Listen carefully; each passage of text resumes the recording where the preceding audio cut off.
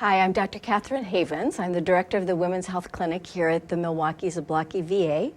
And we're starting a new program, and we're working with the Mayo Clinic. And I'd like to introduce you to Kasey Boehmer, who is from the care unit at the Mayo Clinic. And this is Kasey. So we wanted to start today to talk a little bit about minimally disruptive medicine. And what does that mean? So minimally disruptive medicine is an idea that healthcare needs to fit for patients and fit into their lives. And what that really means is it's this idea that healthcare is work. It's work to be a patient, and it's work to be a patient with chronic conditions and to try to juggle life on top of that. So patients may be moms, they may be employees, they may have a whole host of other competing priorities. Now, they have a certain amount of capacity that they have to take on that work. And that balance of those two things in life affects their ability to access and use healthcare, which in turn affects their outcomes.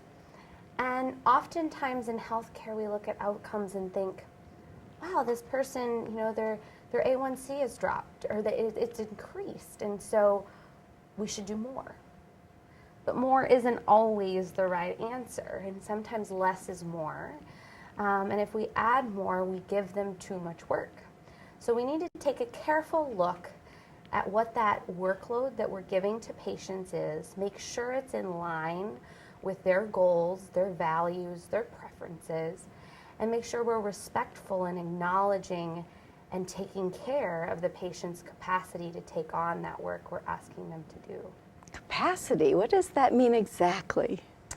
So I think the capacity, when we started thinking about this, we thought about, it's all these resources that the patient needs. So it's their financial resources, or it's their resources in their neighborhood, for example. But we've learned along this journey that it's actually quite a bit more. It means that their biography, their meaning, their life is in order, and they can fit being a chronic disease patient into that biography. It also means that they have, of course, the resources that they need around them. It means that their environment is supportive, or we acknowledge the problems in the environment and help them overcome those. It means that they're taking on the work of being a patient alongside the work that they need to do in their life, and they're being successful and they're realizing that work. And it means that they have a supportive social system, not only in their family or in their friends, or that we help them learn how to overcome difficulties there, but also that they have a social system in healthcare that is careful, kind, and empathetic to what they're going through. And that's how patient capacity is built, how it's brewed and steeped very carefully. I love this idea. We are really fortunate in the VA because we have a number of resources that are available for our patients, and cost sometimes isn't an issue, and access. So when you think about capacity and really developing that for our patients, I think it's a new paradigm, a new way to think about what health means. One of the things you're helping us with is to create capacity coaching. And would you spend a second just talking about that? Yeah. Our capacity coaches?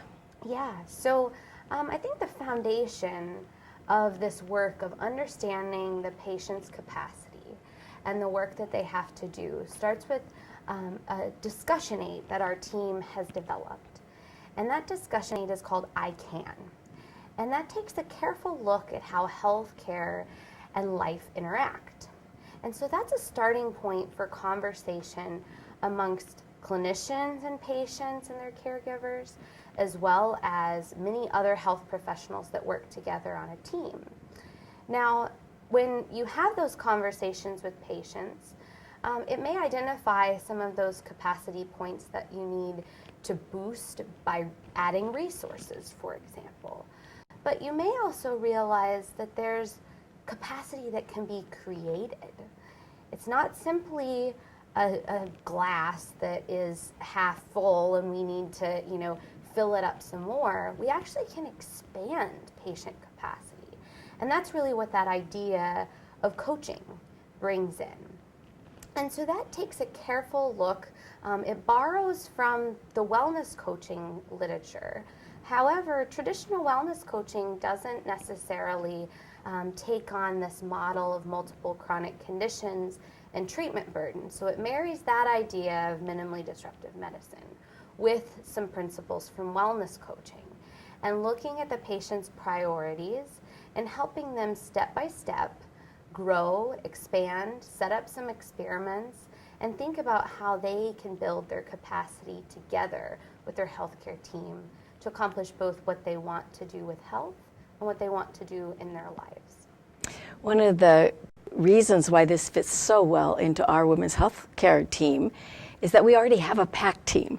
We have people in place, and part of what our mission is just to redefine and open up and bring different meaning for each of our roles in our team. We can't afford to add another person, but we all together can create this capacity coaching and support this model, I think.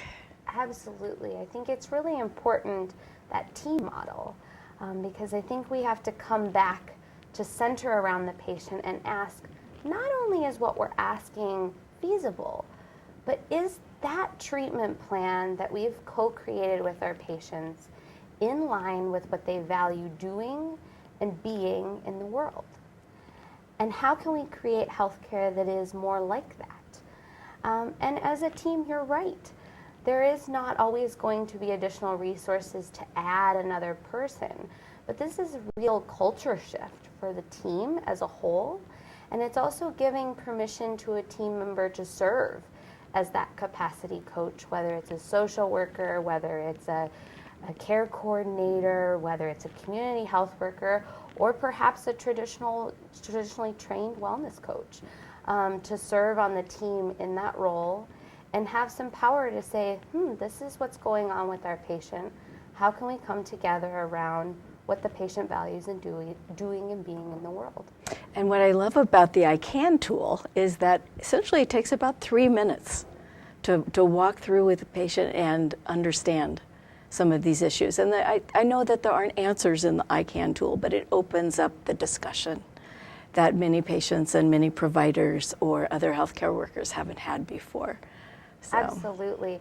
I think, what you highlight there is really important, that the ICAN tool, it doesn't add time to the visit, but really more efficiently structures the beginning so that you get at these key important points and going into conversations with patients.